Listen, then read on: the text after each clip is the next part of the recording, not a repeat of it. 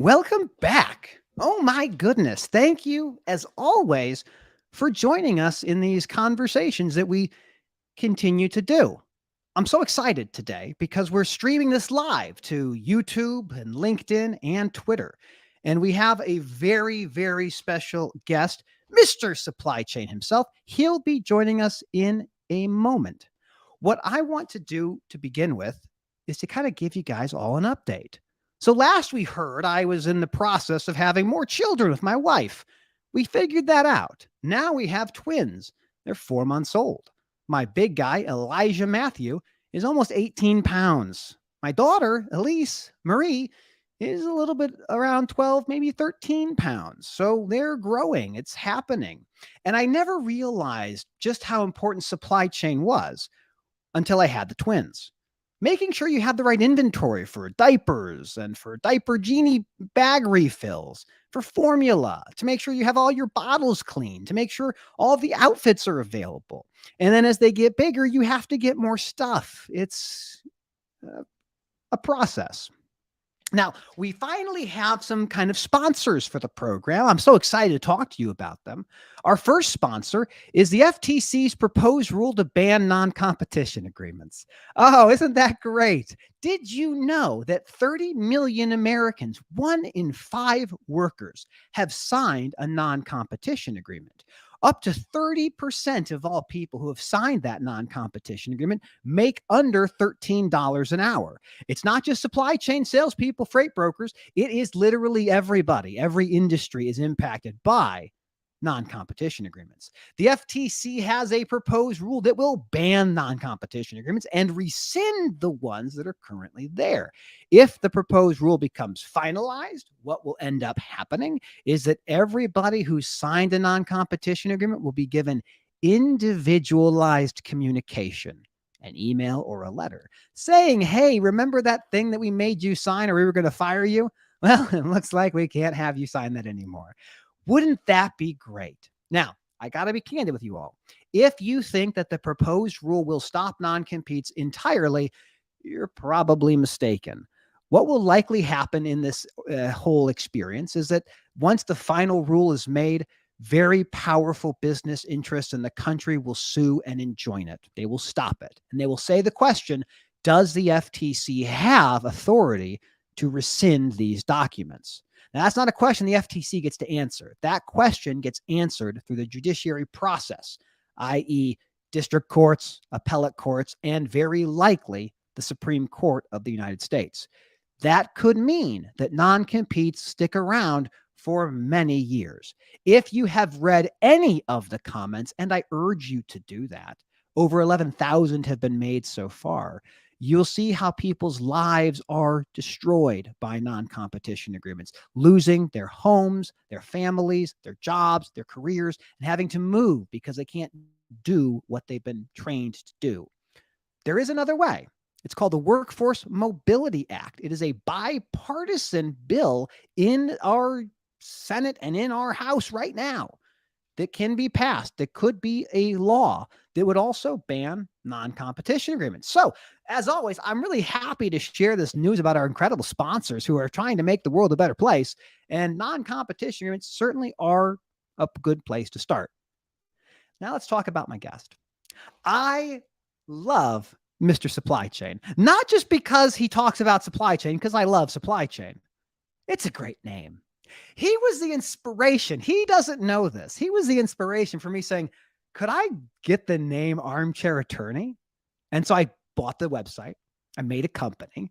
I got with my trademark attorney. We filed the trademark. And as of this week, it went from being the TM, which is trademark, to the R with a circle, which is the registered trademark. So I am grateful for my guest who will be joining us in just a couple seconds. But that is my background of what I've thought about Mr. Supply Chain. But right now, coming to you live as I click the button, Mr. Supply Chain, Daniel, how are you? Awesome, Matthew. And I'm so happy. I'm so proud. You're bona fide now, Mazel Tov. Thank you, sir. You are now the armchair attorney, and there can never be another. There can be only one, right? That's right. We update all the websites. We put the circle with the R. We got to do it. That's what the lawyer said. It's like, you have to do this now. That's right. That's great. Congratulations. And I'm so honored to have played a small part in getting you moving in that direction. So you were the catalyst. I'm like, who is this guy? He's everywhere. And I was like, okay, I have to learn. I have to follow this. Yeah. So I've got a story. I've got a story I got to tell you, because I love hearing about the twins and where you're at on the journey. So one of the keynote talks that I often give to sort of introduce people to supply chains and what do we mean by supply chain management. Like, I start off with this inventory chart and showing average inventory levels and working capital consumption, but then I'm like, but that's not what this talk is going to be like. And then I start talking about diapers. Because we've got 3 kids and a house full of dogs.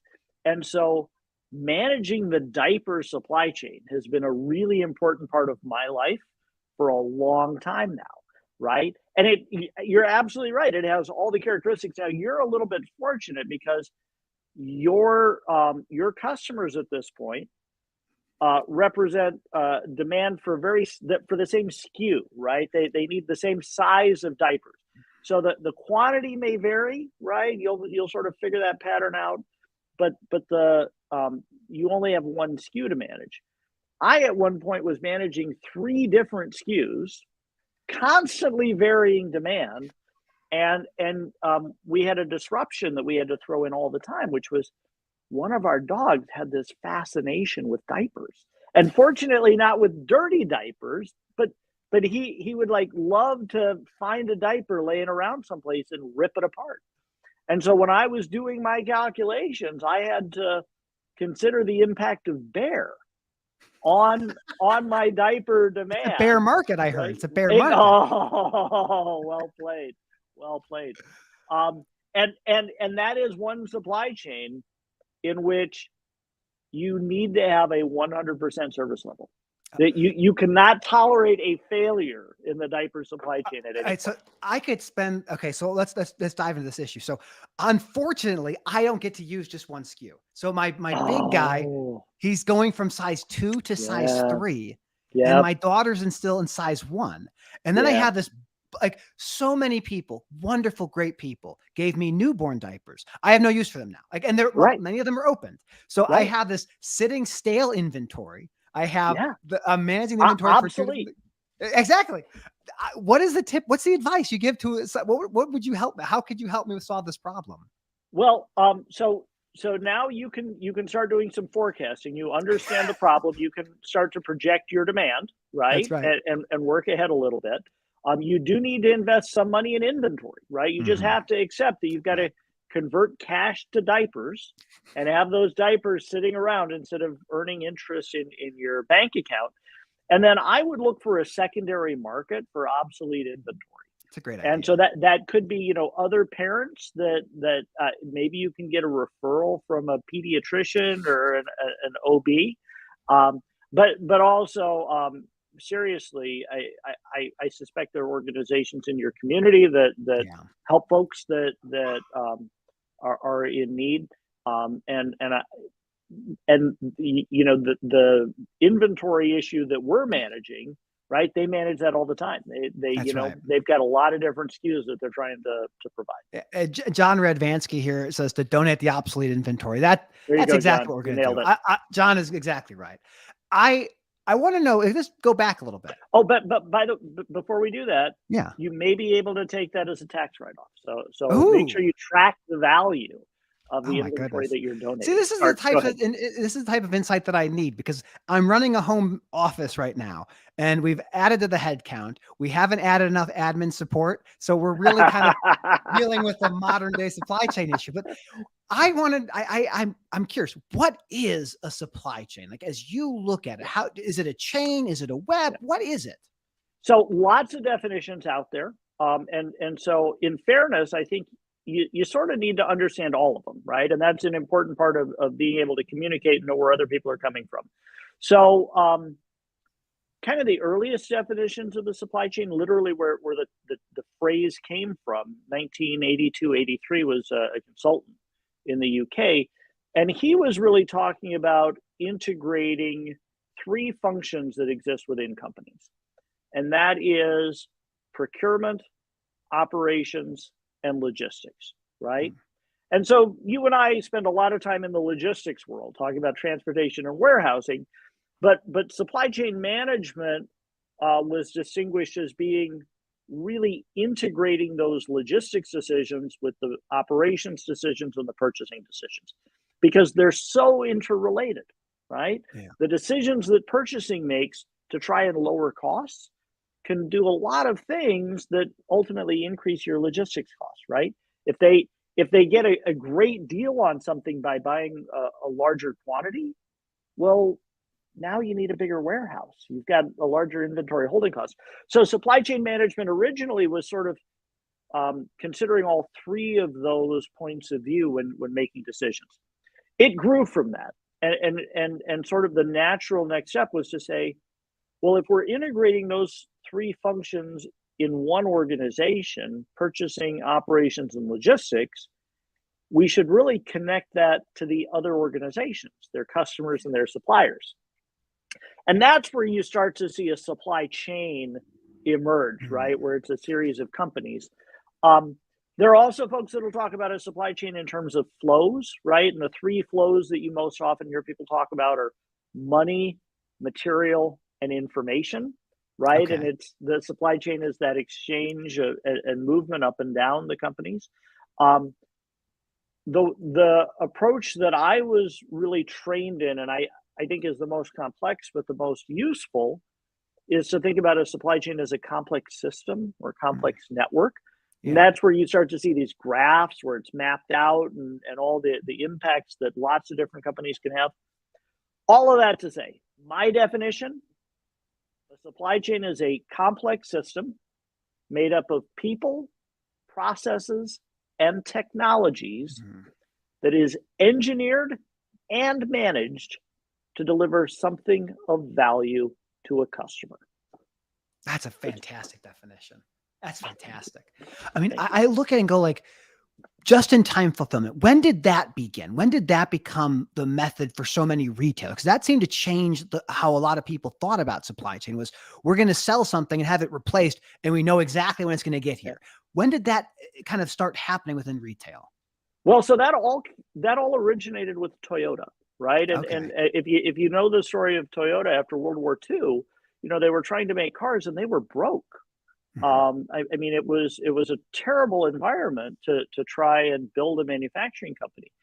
And so, some specific individuals, but as a company as a whole, they had to figure out how to be effective and make things while minimizing inventory costs and minimizing scrap. And it wasn't one little change. It was this cultural transformation. When do you get a new thing? As soon as you're done with that one, but not before, because if you have more, then that's inventory tied up in the system. And Toyota developed and perfected that system to the point that competitively, they were phenomenal, right? And so then, the US automakers went over and tried to learn from Toyota and adopted many of those practices. And it was then rebranded, initially it was the Toyota production system, then it was rebranded as Lean. Okay. And then many of those Lean practices have moved, well beyond automotive to all kinds of manufacturing and retail. I've got a friend that works in construction that's always talking about Lean in construction. You see it now, even in software development. A lot of those tools from the Toyota production system have now been co-opted by the computer geeks, and it's part of the tool set that they use. Well, it's just fascinating. So like I get into supply chain. I think about it a lot. My father, we talked before we got on here, but my dad started at Roadway in 1976. This is for people who don't know, deregulation in 1980 changed this industry profoundly in ways we still have trouble understanding. But like the days of having one truck to maybe 7 or 8 or 10 trailers and no way to know if you still have to go outside and visually inspect them on a weekly or monthly or quarterly basis. It's crazy. But what he did was he saw the trend of this outsourcing, people saying, we need to figure out a way to get the experience of having as if they were an employee, but not like have them as a contractor. And so it becomes this incredible coordination issue. So like I have been in supply chain now my entire career. What got you into this space? What made you want to get into this nightmare of crazy innovation and disruption? Yeah, so you were born into it. You didn't have a chance. No, absolutely. Right. You know what? They say that for most people, supply chain is a career of accident, not intent. So I was heading down the path to become a civil engineer. Studied water resources stuff. So like how, in particular, surface water hydrology. So how water gets into rivers and moves, and so a lot of pretty cool modeling stuff. But it was all about networks and systems and these sort of strange counterintuitive dynamics that you experience or that you can observe when you really understand all the things that go into a system. So that was the road I was running down, and I was kind of a computer geek. Ended up I ran away. I joined the Navy. Spent 5 years off seeing the world. That's logistics right there. Exactly. And I got sucked into doing logistics with an F-18 squadron. So wasn't my choice. It was what I was told to do. But loved it. Was good at it. Had a lot of fun. Really ended up applying a lot of the stuff that I was good at anyway in that job, right? Very different sorts of logistics, tracking pilots and airplanes and flight hours and time on target ranges, and trying to coordinate all that with other squadrons and whatnot. After the Navy, came back, got a job working with engineers doing IT stuff, got promoted into management, started having to deal with a different kind of numbers that had dollar signs. Said, I'm really over my head. Went off and got my MBA to learn the business side of that. Yeah. And then I just felt really unsatisfied because I felt like I had this knowledge in all these different areas, and there really wasn't a good way of tying it together, right? I was understanding business. I was understanding logistics and operations. I understood technology. And then I got a chance to go off to MIT and do a master's in supply chain. And so that was the thing that brought it all together for me, right? Yeah. That's where I was like, that's how these pieces work. Great experience. Just loved that.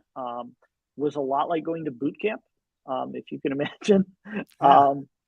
And then from MIT, went to Caterpillar, spent several years there working on supply chain, leading projects, spent some time in the not-for-profit world.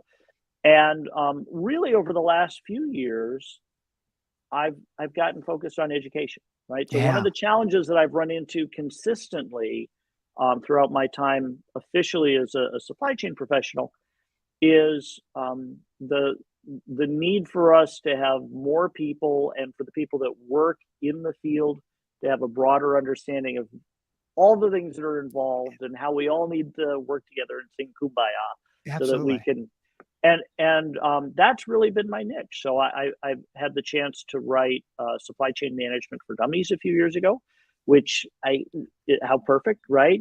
Find Absolutely. A dummy and have him write about supply chain. A dummy from MIT, sure, I get right? You. Absolutely. So that really has helped me do a lot of, kind of what my core mission was, is how do you make this accessible? How do you seriously talk about supply chain and all the complexity and all the things that go into it in no less complicated terms than are necessary? Yeah. If that makes sense, right? You don't want to dumb it down, but don't make it hard. Right? Yeah. Well, I love as you put that together, because everything is supply chain, whether it's anything from buying a new house, the home building project, any retail, any manufacturer, everything comes on a truck, whether it was made in the United States or made in North America or made across the globe. And we as Americans, I think, have just kind of had our heads in the sand about how anything gets to us. The main cost we care about is like how easy is it for me to get the thing? And if it's easy, then I'm going to buy it. But we saw with COVID, obviously, people really cared about supply chain. People really cared about it. Screw with my toilet paper, and then I'm interested in supply chain, right? Absolutely. Invest in a bidet, folks. If you're watching this at home or abroad, a bidet will solve most of your problems. Get the air thing that pushes. It's fantastic. It's just not a sponsor, but if there's any bidet companies watching, but they could be. Maybe now. Yeah. Absolutely. Well, like I look back and go like, so the first client my father ever had was a company called RPS, Roadway Package Systems. That eventually became FedEx Ground. And Ground were the folks that came to your house that had the thing that said Ground, had the truck that said Ground. Every single one's an independent contractor, every single one of them, not an employee. Same with the Amazon folks. So this idea of the nature of the jobs in supply chain are very different than they used to be. I use the number I hear a lot about, like driver compensation. So drivers, from my understanding, back in 1980, 60% were unionized, and their average compensation was $38,000. Adjusted for inflation, it's like 120, something really nice. Yeah. That's not the case in supply chain today. And so we ask ourselves, why is it so that our supply chain isn't very resilient? Well, it's designed that way.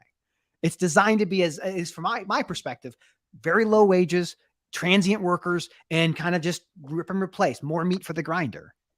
Yeah, I mean, it depends. So when you say supply chain, trucking and drivers are a part of it, and not an insignificant part, in particular in the U.S.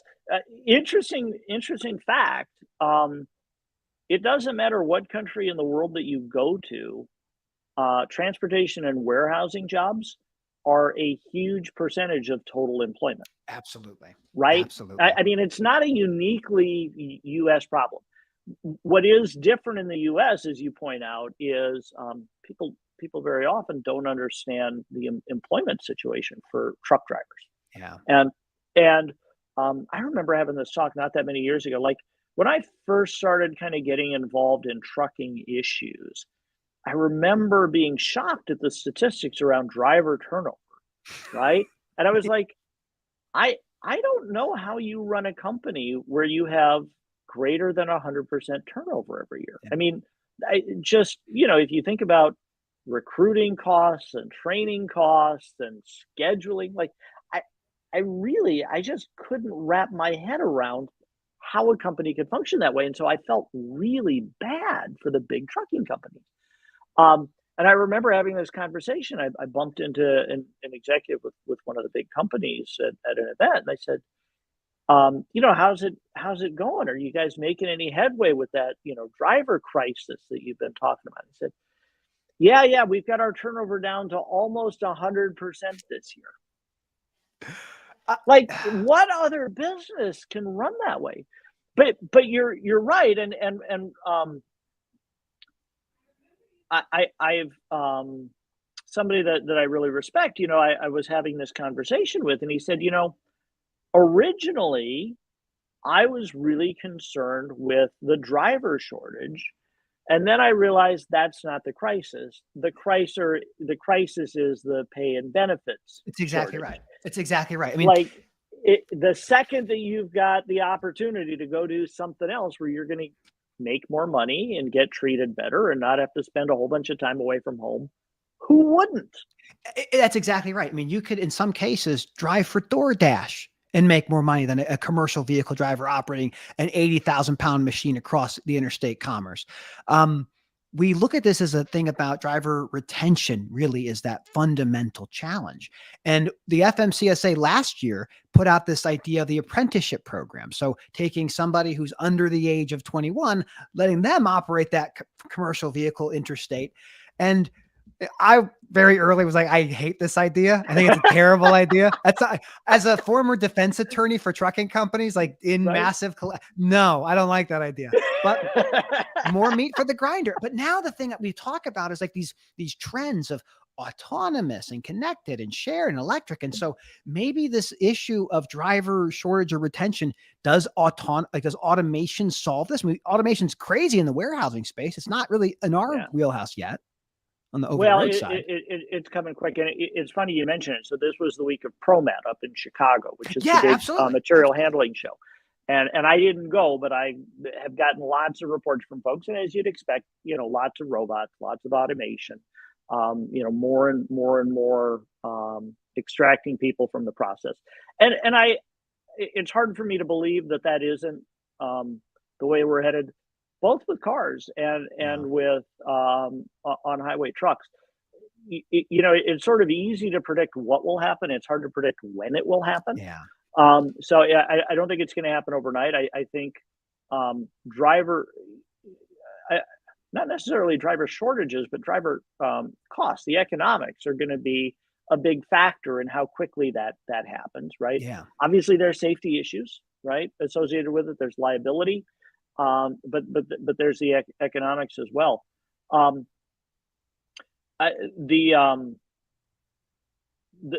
One of the dynamics that we don't talk about very much, though, that I've been thinking about a lot with automation, and it applies to trucking, but it's probably a little bit easier to see it when we talk about something like Chat GPT. Right? Yeah, absolutely. Which is what automation. So the way that careers tend to evolve is you come in with some basic training, but you're basically an idiot. Right. Yeah. And we all do. You start not knowing and you make a bunch of dumb mistakes and you take on more and more challenging assignments and you learn the business and you learn the rules and you figure out how to do stuff. And over time you get promoted and you become a supervisor and then a manager and then a director. But there tend to be more jobs at those lower levels on the ladder. And that's important for developing. You can't come in at the top of the ladder. You have to start off someplace.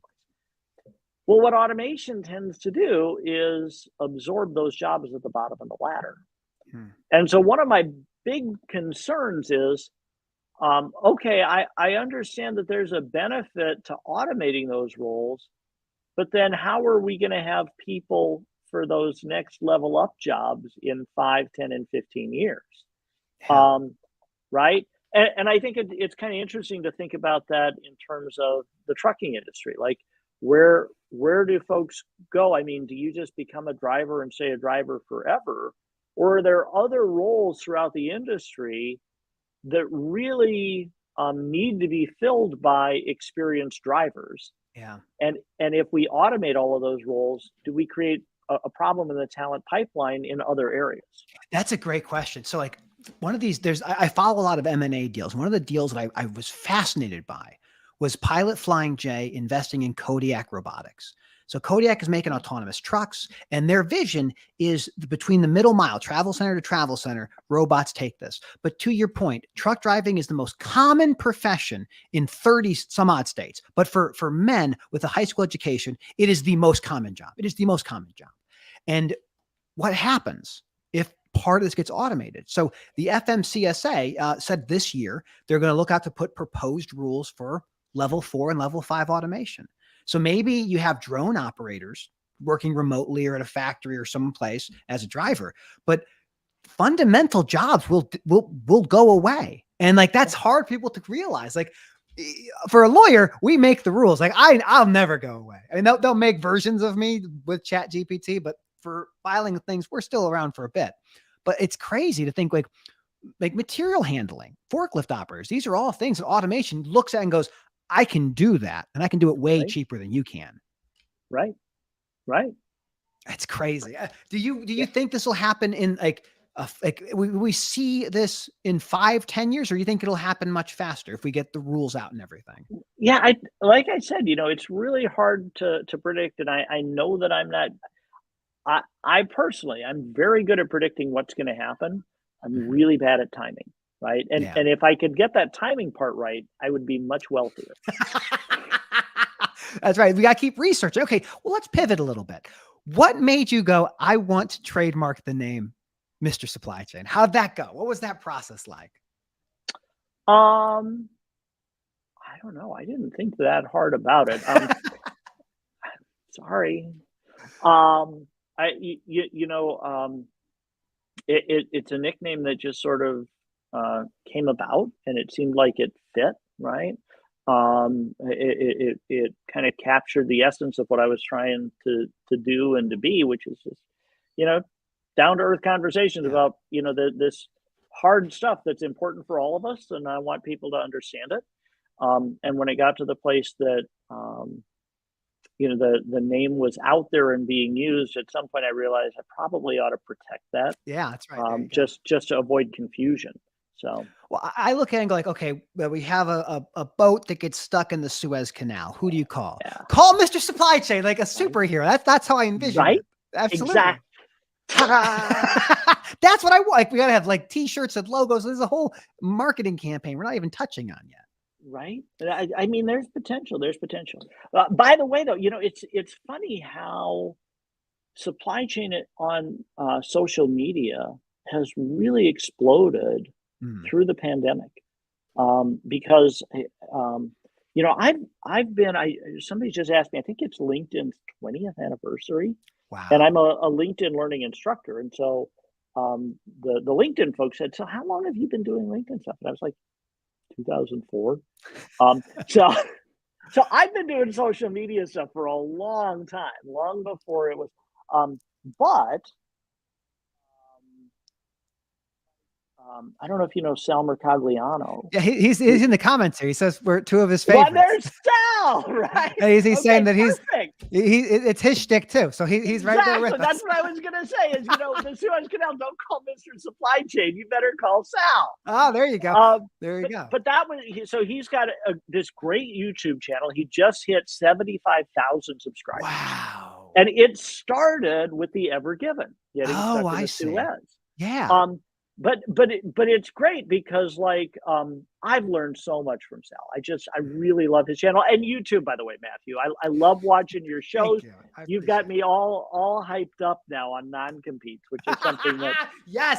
in my Yes. heart of hearts I 100% believe in, but I don't get a chance to talk about it very much because it's, you know, unless you're in the middle of one of those fights, Yeah. it's not a topic that comes up a lot. But so Sal, you know, started his YouTube channel to help people understand what was going on with the Ever Given.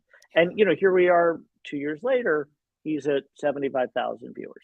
Well, goes to But, show like what you're but doing too. Like yeah, there's an appetite to learn. Like that's right. That's people want to right. understand how these things work. So like the example with like non-compete things, what got me so excited was I can tell people about how FTC rulemaking happens and then how a Right. proposed rule becomes a final rule, how people appeal, how this whole process, because we are so I think as a society kind of lazy about like what we want to learn about. Like, well, if it comes in front of me, I'll learn about it, but it doesn't affect me. I don't care.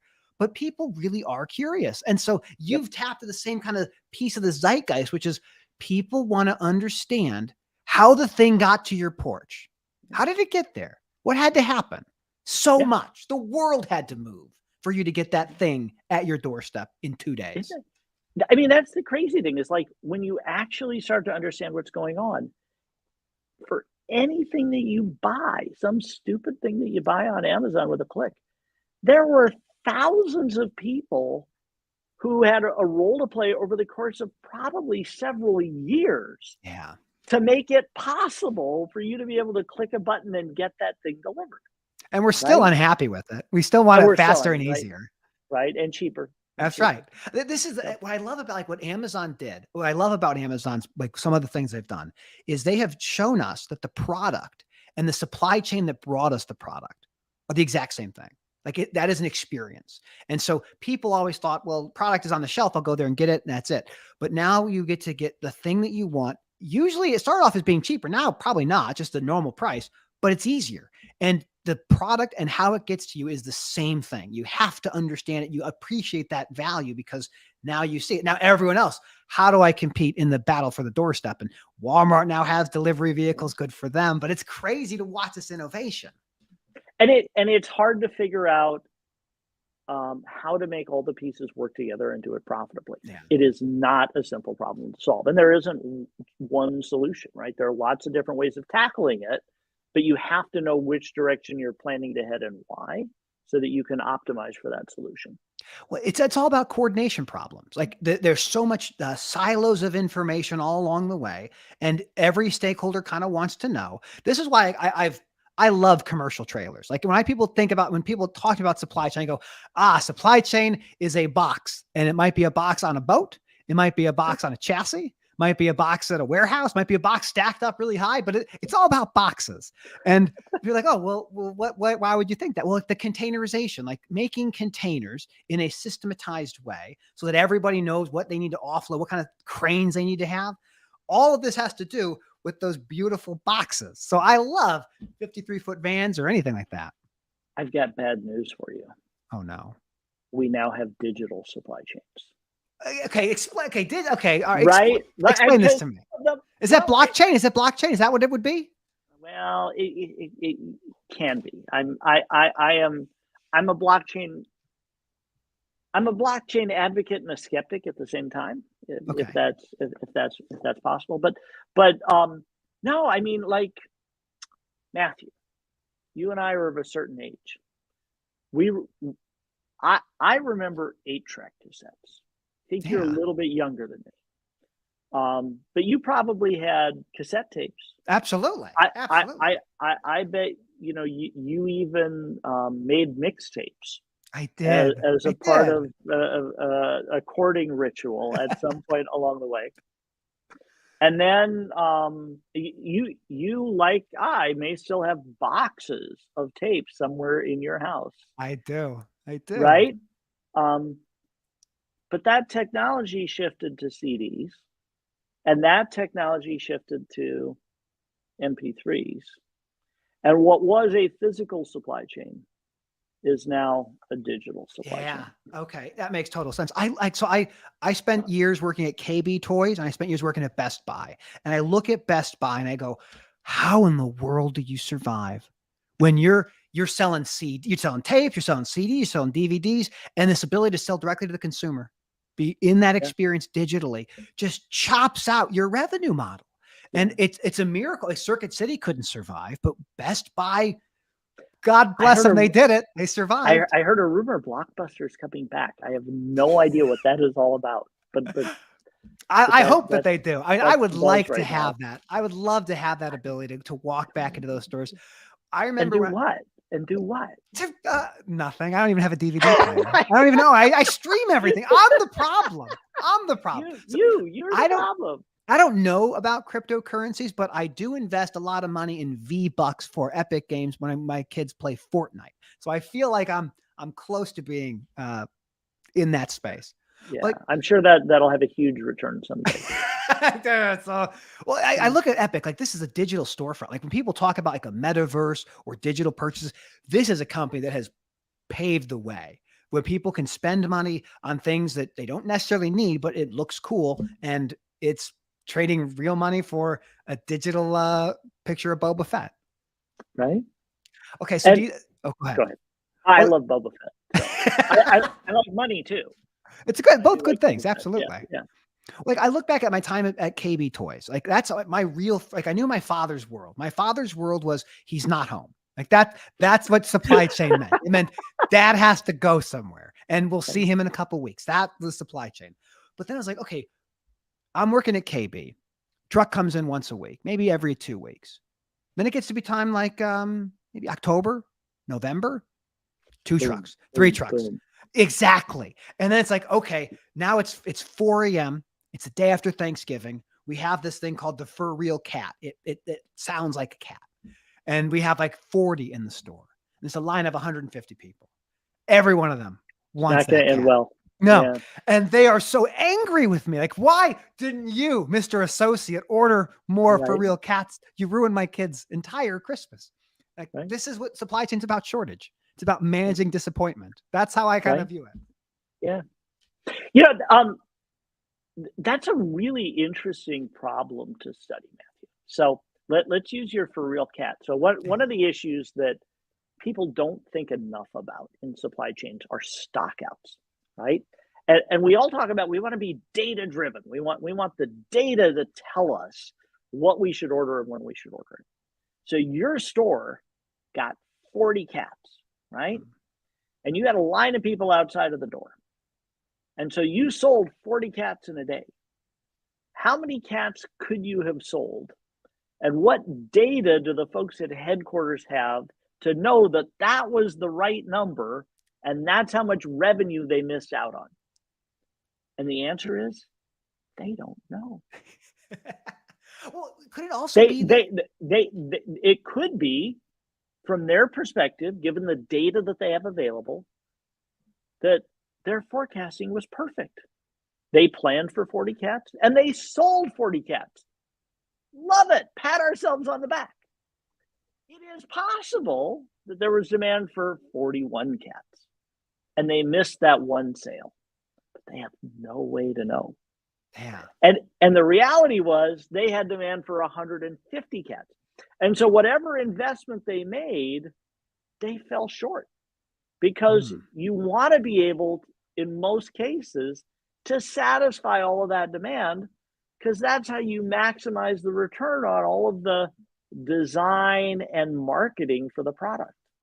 Well, what if it happened? Like, I completely agree, but couldn't there also be the same point of maybe the manufacturer only had the capacity to make that many? So you have all these, but unlikely. Yeah, that's a good point. That's a good point, right? I mean, you can get more, but the flip side of that, a couple of weeks ago, there was a big news story about a toy manufacturer having to throw away $30 million worth of baby Yodas. Oh no! Right? My kids would have put those baby Yodas to good use.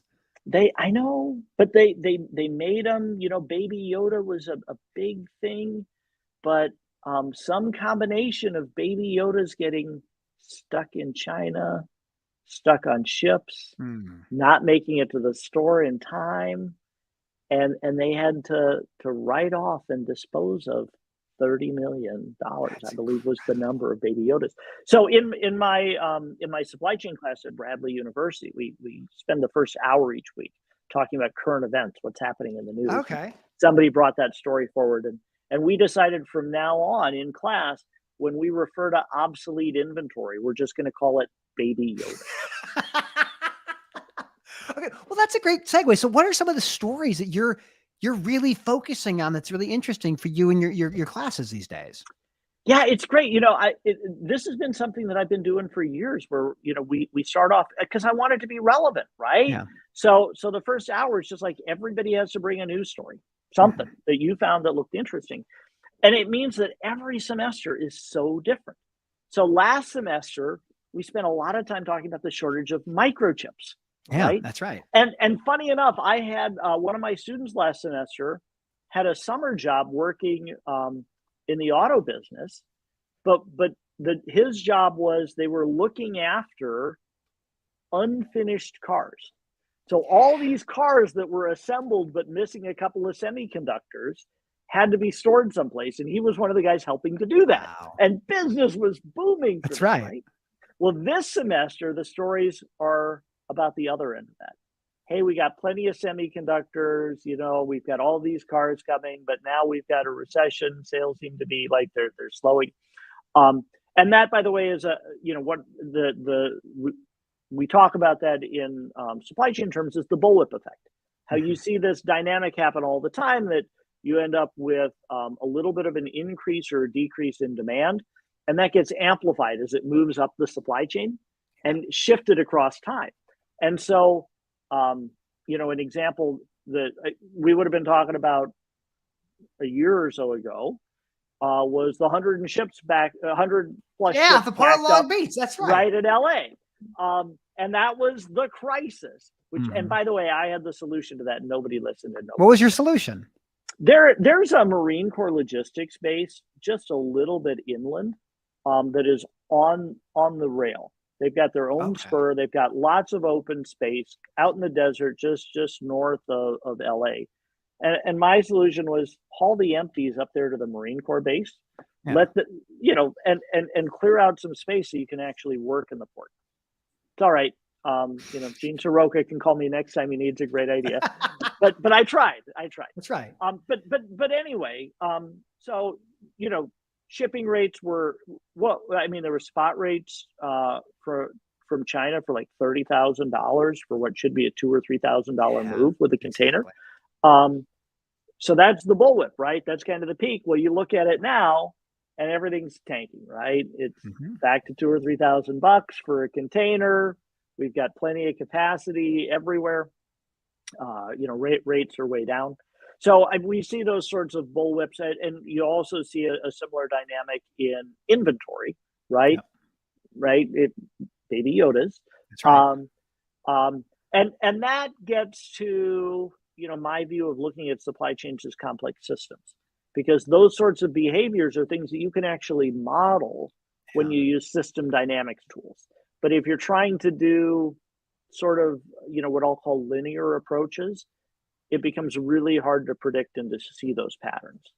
Well, the thing I talked to a lot of people about, this might be the first time they've ever seen the industry kind of have a recession. There's a lot of young people who came in the 2020s like, oh, this is incredible. I'm making so much money. It's, it's feast or famine. It has always been this way. There are times when you can get a bunch of stuff done, and there are times when you can get nothing done, because it's just this up and down. And it's always been this way. And it'll always probably be this way. So what's the next crisis we need to be worried about? We have banking stuff going on. Like, that's exciting. That hopefully doesn't impact us, the supply chain, but I'm sure it will. Wow. Oh, yeah. It's not separate, right? I mean, the SVB was an interesting one, just because, I think a lot of people don't realize how important a role SVB plays in the startup ecosystem. Yeah, right. Absolutely. And that's the big deal there is, those are our innovators. Those are, the companies that are making new stuff, and they tend to be kind of fragile in the early stages. And so if you have a strong banking relationship with SVB and they're gone overnight, that could absolutely have killed a lot of companies. So that was particularly dangerous. The thing that scares me a little bit now, though, is we're all kind of on edge, and we're like, well, maybe I shouldn't be working with this regional bank, because I'm not an expert in this stuff. And, Absolutely. Wells Fargo, JP Morgan, like, they're not going to go down. Maybe I just put my money there. But just the nature of that dynamic can change the marketplace, right? Absolutely. Just since SVB, that was 97% of those were uninsured depositors. So the FDIC stepped in, they were going to take care of the insured, but then the Treasury came in and said, no, we'll take care of everybody. Don't worry about it. For exactly that reason, right? Exactly. And I have friends that were caught up in the middle of that, right? I can only imagine. Yeah, we were communicating a lot over the weekend. For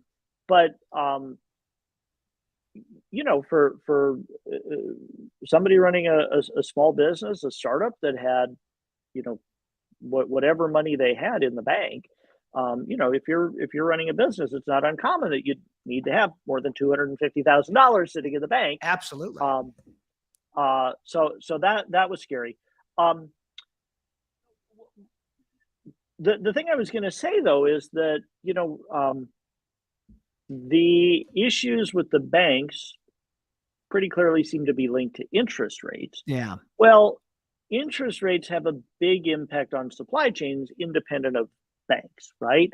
So, companies that carry inventory, the accountants call that working capital. They don't care about the boxes. They don't care about what's inside of them. What they care about is how much money are they worth, right? That's the working capital. And that working capital could be cash, right? That you've got in the company, but more often than not, it's debt, right? You finance your working capital requirements. You borrow money from a bank and you pay interest so that you can have inventory that you can sell to your customers. So interest rates go up, the cost of debt goes up, the cost of holding your working capital goes up.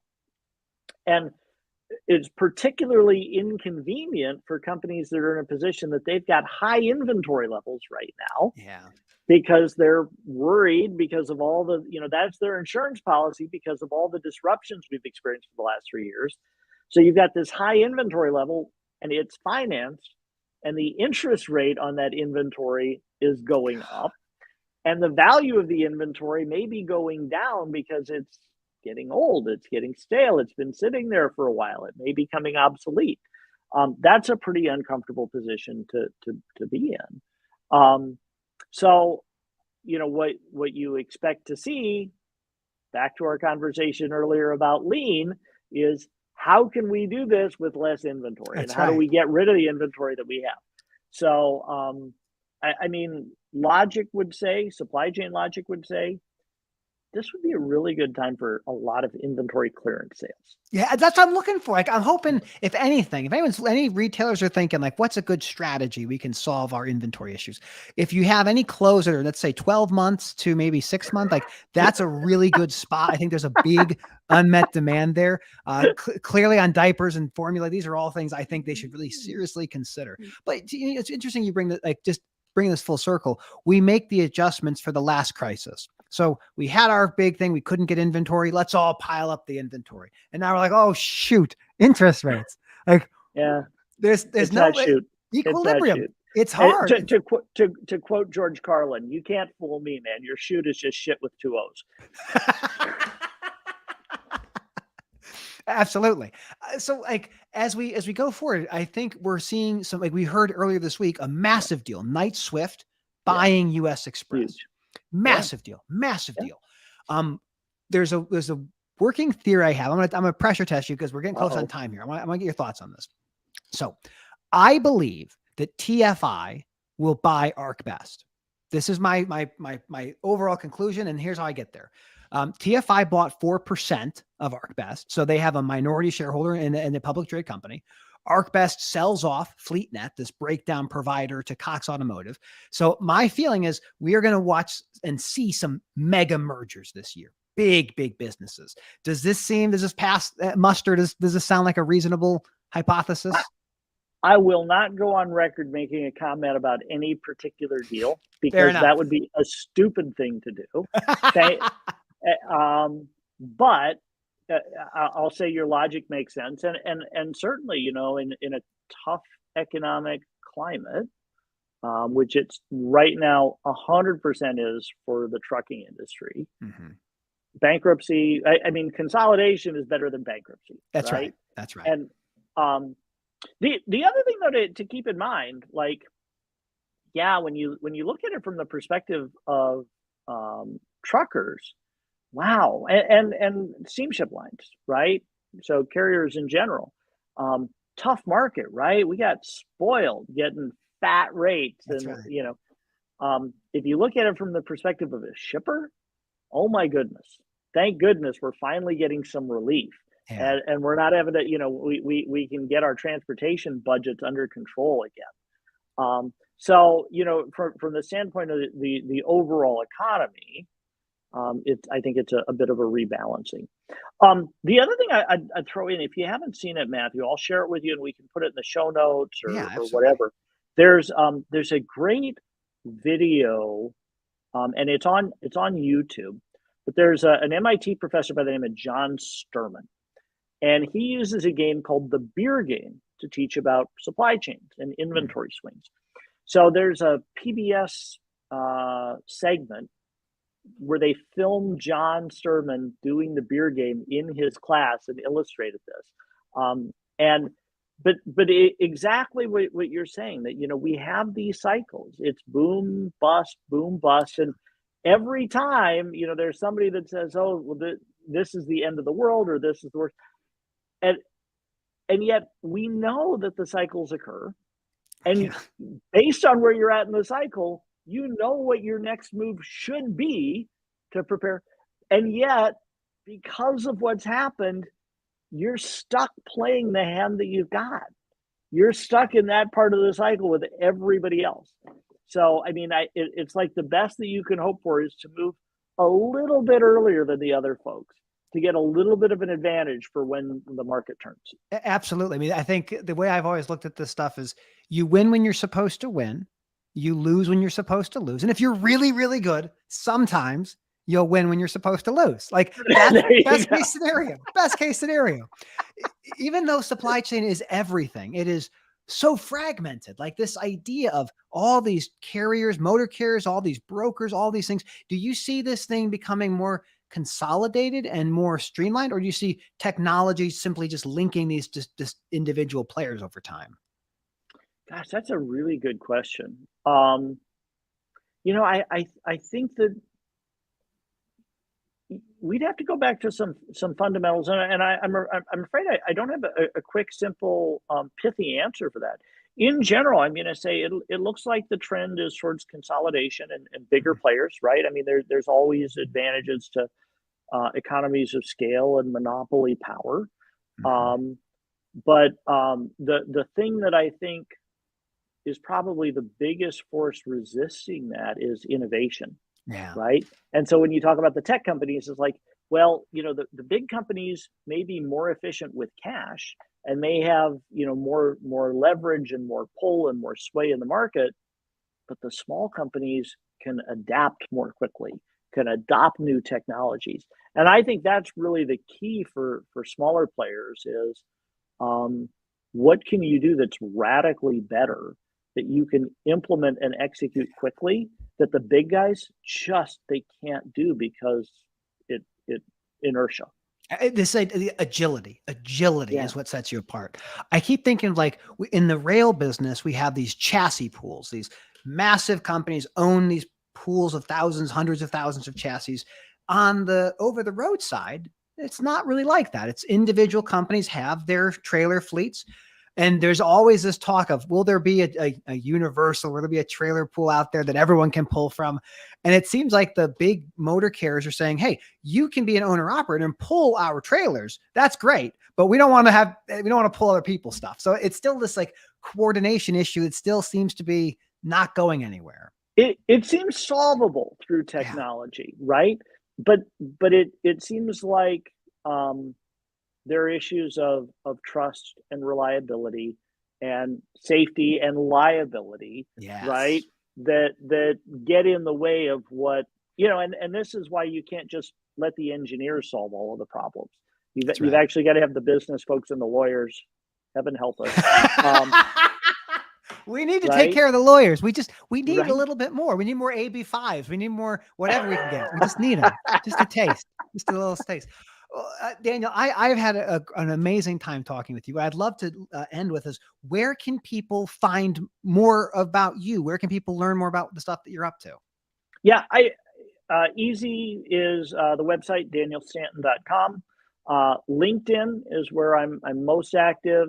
You can see my LinkedIn learning courses, links to the book on Amazon, of course, for everybody. But you can get the book other places.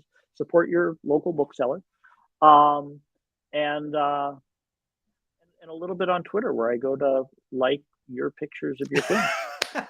I love you on Twitter, man. I have, like I said, you're one of the people that have been foundational in my understanding of supply chain. And I will get the book and I will find you and I will have you sign it. That's my goal. I would love that. Are there any conferences you're going to in the near? Like, are you thinking about this? You think about where you want to go next, where you want to be in person? Yeah, so I'm giving a keynote at the big logistics conference in Mexico City at the end of April, Nice. and stateside, the next one that I'm looking at is probably going to be CSCMP in Orlando this fall. Okay. If there's a one coming up in Chicago for the Journal of Commerce, I think it's the Yeah, inland distribution. I will do everything I can to great. get you should be a speaker in that. And if you're not a speaker, I will lobby everyone very hard. I will make that happen. If you're willing to go, I will get you on a panel discussion. Would you agree to that? I really limited in travel right now, but thank you. Fair enough. But we'll do it, Matthew. We'll do it. All right. Well, thank you so much for joining us. I'm going to kick you off. Don't go anywhere. I'm going to wrap up the show and I'll talk to you in just a second. Everybody, Daniel Stanton, Mr. Supply Chain. There you go, everybody. We're back. They said we couldn't be done, but look at us go. Just because I had 2 babies doesn't mean I still have something that I can share with you. And it's always a great time to have all of you join us, whether you're watching us live on LinkedIn, YouTube, or Twitter, or if you're watching or listening to the podcast. We take this thing, the audio, we extract it, put it into the podcast. It'll be up there by the end of the day, maybe sooner. But as always, thank you so much for joining us. Have an awesome day. Thank you all for joining us. I'm putting some of your comments up for people listening to this at home. You're not going to see the comments. That's okay. I can live with that. Hopefully you can too. And now the broadcast ends when I click the button that says end broadcast. So I hit that button and we're done.